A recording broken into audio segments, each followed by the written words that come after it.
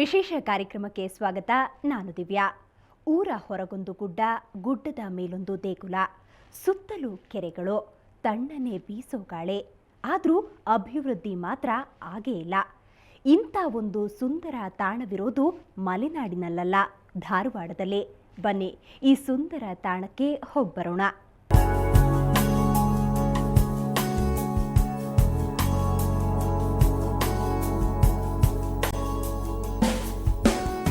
ಅಲ್ಲೊಂದು ಬೆಟ್ಟ. ಆ ಬೆಟ್ಟನ ನೀವು ನೋಡಲೇಬೇಕು. ಸದ್ಯಕ್ಕೆ ನೀವು ಅಲ್ಲಿಗೆ ಹೋಗೋದು ಕಷ್ಟ, ಹಾಗಂತ ಬೇಜಾರಾಗಬೇಡಿ. ನಾವಲ್ಲಿಗೆ ಕರ್ಕೊಂಡು ಹೋಗ್ತೀವಿ, ಬನ್ನಿ.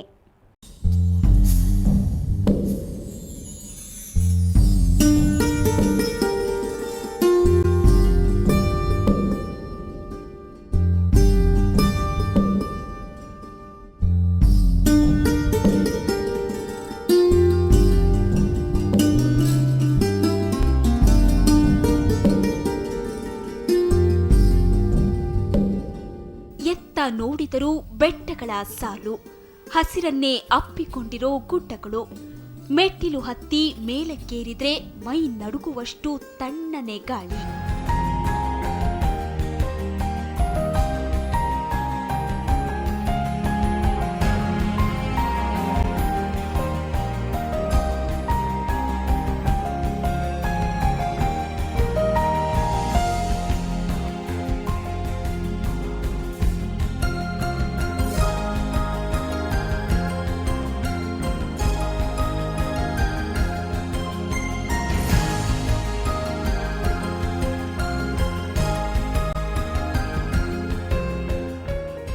ಹುಬ್ಬಳ್ಳಿಯಿಂದ ಕೇವಲ 11 ಕಿಲೋಮೀಟರ್ ದೂರದಲ್ಲಿರೋ ಚಳಮಟ್ಟಿ ಗ್ರಾಮಕ್ಕೆ ಹೋದ್ರೆ ಸಾಕು, ಥಟ್ಟನೆ ಕಣ್ಣಿಗೆ ಬೀಳೋ ಈ ಬೆಟ್ಟವೇ ಬೂದನಗುಡ್ಡ. ಧಾರವಾಡ ಜಿಲ್ಲೆಯಲ್ಲೇ ಅತಿ ಹೆಚ್ಚು ಬೆಟ್ಟಗಳ ತಪ್ಪಲನ್ನ ಹೊಂದಿರೋ ಖ್ಯಾತಿ ಈ ಬೆಟ್ಟದ್ದು. ಇದರ ಸುತ್ತಲೂ ಸುಮಾರು 7-8 ಬೆಟ್ಟಗಳಿದ್ದು ಒಂದೇ ಕುಟುಂಬದಂತಿವೆ.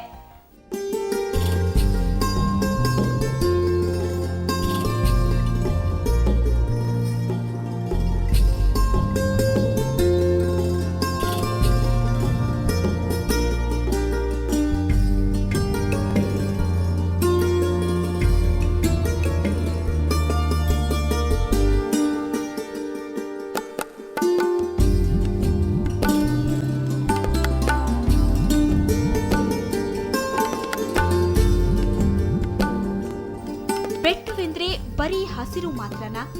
ಅಲ್ಲಿ ಹಳ್ಳ ಕೊಳ್ಳಗಳು, ನದಿ ಝರಿಗಳು ಇರ್ಲೇಬೇಕಲ್ಲ. ಈ ರಮಣೀಯ ಬೂದನಗುಡ್ಡದಲ್ಲೂ ಹಾಗೆ.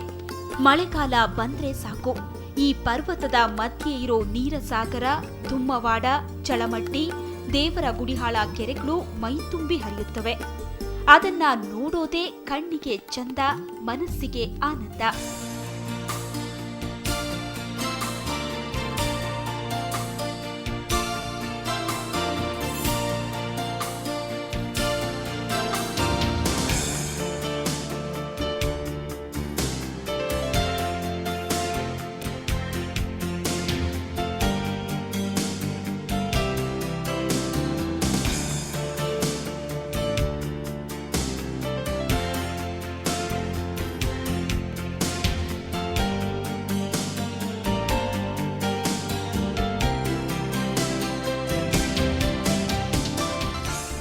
ಇಲ್ಲಿ ಬಂದು ನಾವು ನೋಡಿದರೆ ಇಲ್ಲಿ ಕೆರೆ ಗುಡ್ಡ, ಇಲ್ಲಿ ಮೇಲೆ ನಿಂತು ನೋಡಿದರೆ ಏನೋ ಒಂದು ಮನಸ್ಸಿಗೆ ಆನಂದ ಆಗ್ತೈತಿ. ಫ್ಯಾಮಿಲಿ ಕೂಡ ಬಂದಿರ್ತೇವೆ, ಆಮೇಲೆ ಫ್ರೆಂಡ್ಸ್ ಕೂಡ ಬಂದಿರ್ತೇವೆ. ಇನ್ನೊಂದು ಸ್ವಲ್ಪ ಇದನ್ನು ಮಾಡಿದರೆ, ಇಂಪ್ರೂವ್ಮೆಂಟ್ ಮಾಡಿದರೆ ಇನ್ನೂ ಚೆನ್ನಾಗಿ ಆಗ್ತೈತಿ. ಅಂದರೆ ಗೌರ್ಮೆಂಟ್ನವರೆಲ್ಲ ಇಂಪ್ರೂವ್ಮೆಂಟ್ ಮಾಡಿದ್ರಂದರೆ ಇಲ್ಲಿ ನೋಡಲಿಕ್ಕೆ, ಮಾಡಲಿಕ್ಕೆ, ಆಮೇಲೆ ಇಲ್ಲಿ ಬಂದು ಹೋಗಲಿಕ್ಕೆ ಎಲ್ಲ ಅನುಕೂಲತೆಗಳಾಗ್ತೈತಿ. ಇಲ್ಲಿ ರೋಡ್ ಸರಿ ಇಲ್ಲ, ಈಗ ಈಗ ಬರಬೇಕಂತಂದರೆ ಮಳೆಗಾಲ ಆತಂದ್ರೆ ಪ್ರಾಬ್ಲಮ್ ಆಗ್ತದೆ. ಸ್ವಲ್ಪ ಏನೋ ಅಭಿವೃದ್ಧಿ ಮಾಡಿದರೆ ಫ್ಯಾಮಿಲಿ ಮತ್ತು ಫ್ರೆಂಡ್ಸು ಮತ್ತೇನೋ. ಒಟ್ನಲ್ಲಿ ಅವಳಿ ನಗರದಲ್ಲಿರೋ ಈ ಬೆಟ್ಟ ಸದಾ ಪ್ರವಾಸಿಗರನ್ನ ಕೈ ಬೀಸಿ ಕರೆಯುತ್ತೆ.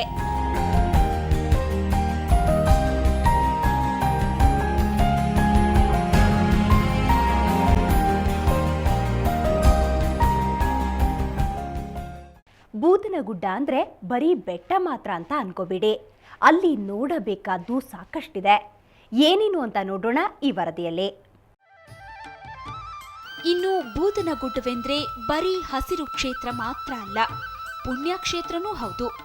ಈ ಸುಂದರ ಬೆಟ್ಟದ ತುದಿಯಲ್ಲಿ ನೆಲೆ ನಿಂತಿದ್ದಾನೆ ಬಸವಣ್ಣ. ಸುಮಾರು 1000 ವರ್ಷಗಳ ಹಿಂದೆ ಇಲ್ಲಿಗೆ ಬಂದ ಹಿರಿಯ ಶಿವಶರಣ ಚನ್ನಬಸಣ್ಣ ಗುಡ್ಡಕ್ಕೆ ಬಂದಿದ್ರಂತೆ. ಇದರ ಸ್ಮರಣಾರ್ಥವಾಗಿ ಪೂರ್ವಜರು ಬಸವಣ್ಣ ದೇವಸ್ಥಾನವನ್ನ ನಿರ್ಮಿಸಿ ತಮ್ಮ ಭಕ್ತಿಯನ್ನ ಮೆರೆದ್ರಂತೆ.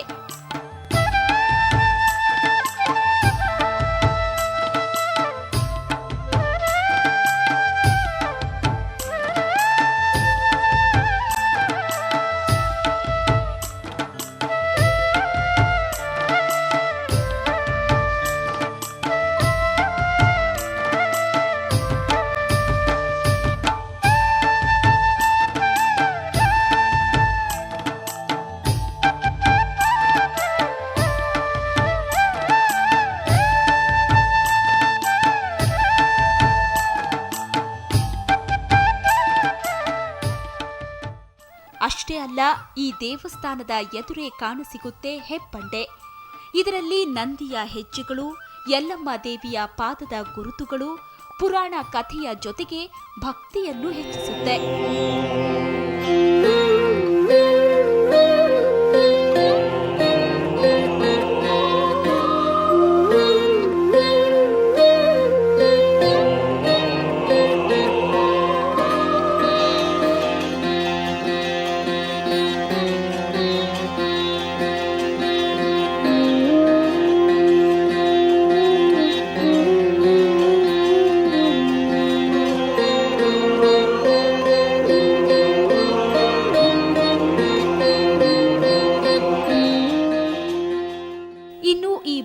ಗುಡ್ಡದಲ್ಲಿರೋ ಆಕಳ ಗವಿಯದ್ದು ಇನ್ನೊಂದು ವಿಶೇಷ.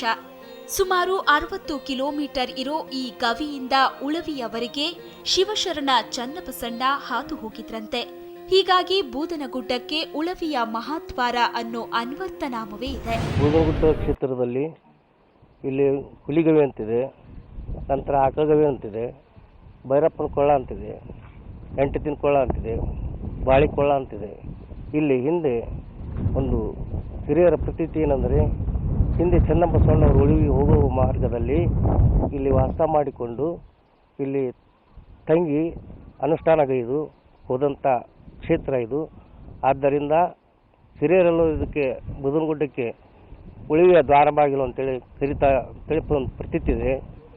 ಅದಕ್ಕೋಸ್ಕರ ನಾವು ಎಲ್ಲ ಭಕ್ತರು ಎಲ್ಲರೂ ಸೇರಿಕೊಂಡು ಇದನ್ನು ಸರ್ವತೋಮುಖ ಅಭಿವೃದ್ಧಿ ಮಾಡಿ ಒಂದು ಪ್ರೇಕ್ಷಣೀಯ ಸ್ಥಳವನ್ನಾಗಿ ಮಾಡಬೇಕಂತೇಳಿ ನಾವೆಲ್ಲ ಪ್ರಯತ್ನ ಪಡ್ತಾ ಇದ್ದೀವಿ. ಈ ಬೆಟ್ಟದಲ್ಲಿ ಪ್ರತಿ ಶ್ರಾವಣ ಮಾಸದಂದು 1 ತಿಂಗಳ ಕಾಲ ಬಸವಣ್ಣನ ಜಾತ್ರಾ ಮಹೋತ್ಸವ ಅದ್ಧೂರಿಯಾಗಿ ನಡೆಯುತ್ತೆ. ರಥೋತ್ಸವ, ಪಲ್ಲಕ್ಕಿ ಉತ್ಸವ ಸೇರಿದಂತೆ ವಿವಿಧ ಧಾರ್ಮಿಕ ವಿಧಿವಿಧಾನಗಳು ನಡೆಯುತ್ತೆ. ಸುತ್ತಮುತ್ತಲ ಗ್ರಾಮಸ್ಥರು ಸೇರಿದಂತೆ ವಿವಿಧ ಊರುಗಳಿಂದಲೂ ಬರೋ ಭಕ್ತರು ದರ್ಶನವನ್ನ ಪಡೆದು ಪುನೀತರಾಗ್ತಾರೆ.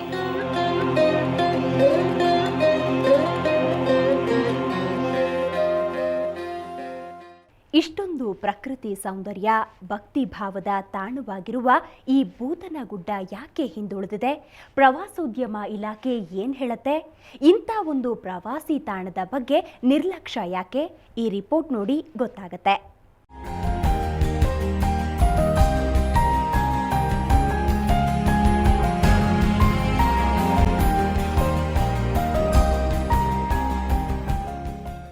ಬೂದನಗುಡ್ಡ ಪ್ರಕೃತಿ ಸೌಂದರ್ಯವನ್ನೇ ಮೈಹೊತ್ತು ನಿಂತಿರೋ ಭಕ್ತಿ ಭಾವದ ನೆಲೆವೀಡು. ಆದ್ರೆ ಇಷ್ಟು ಐತಿಹಾಸಿಕ ಹಿನ್ನೆಲೆ ಇರೋ ಈ ಬೆಟ್ಟ ದಿವ್ಯ ನಿರ್ಲಕ್ಷ್ಯಕ್ಕೆ ಒಳಗಾಗಿದೆ. ಹೀಗಾಗಿ ಇಂದಿಗೂ ಬೂದನಗುಡ್ಡ ಎಲೆಮರೆ ಕಾಯಿಯಂತಿದೆ. ಜಾತ್ರಾ ಸಮಾರಂಭಕ್ಕೆ ಇಲ್ಲಿಗೆ ಸಹಸ್ರಾರು ಭಕ್ತಾದಿಗಳು ಬರ್ತಾರೆ. ಮೂಲ ಸೌಕರ್ಯದ ಕೊರತೆಯಿಂದಾಗಿ ಬೂದನಗುಡ್ಡ ಬಿಕೋ ಅಂತಿದೆ.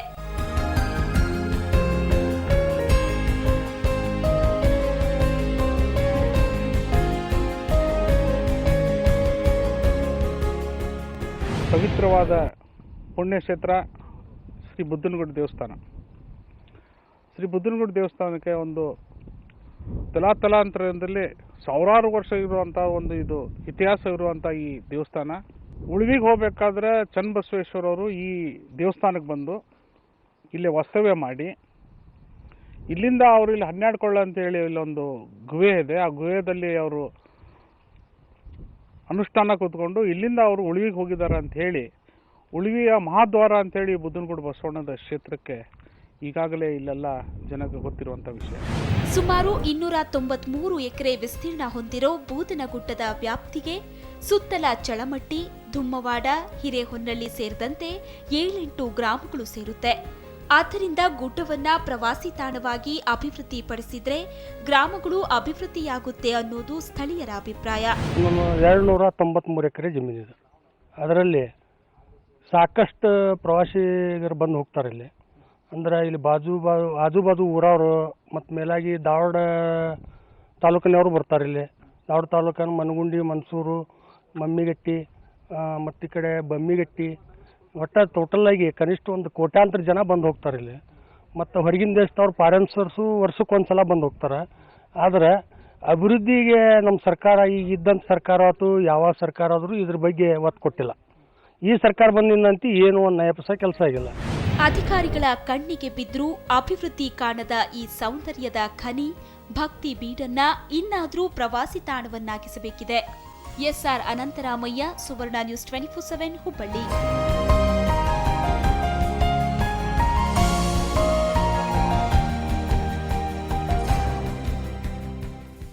ಗುಡ್ಡವು ಸುಂದರವಾಗಿದೆ, ಇಲ್ಲಿನ ಪರಿಸರವೂ ರಮಣೀಯವಾಗಿದೆ. ಆದರೆ ಮೂಲ ಸೌಕರ್ಯಗಳ ಕೊರತೆಯಿಂದಾಗಿ ಪ್ರವಾಸಿ ತಾಣವಾಗದೆ ಉಳಿದಿದೆ. ಇದರ ಮೂಲ ಸೌಕರ್ಯಗಳತ್ತ ಪ್ರವಾಸೋದ್ಯಮ ಇಲಾಖೆ ಗಮನ ಹರಿಸಬೇಕಿದೆ. ಕ್ಷಣ ಕ್ಷಣದ ಸುದ್ದಿಗಾಗಿ ನೋಡ್ತಾ ಇರಿ ಸುವರ್ಣ ನ್ಯೂಸ್ 24/7.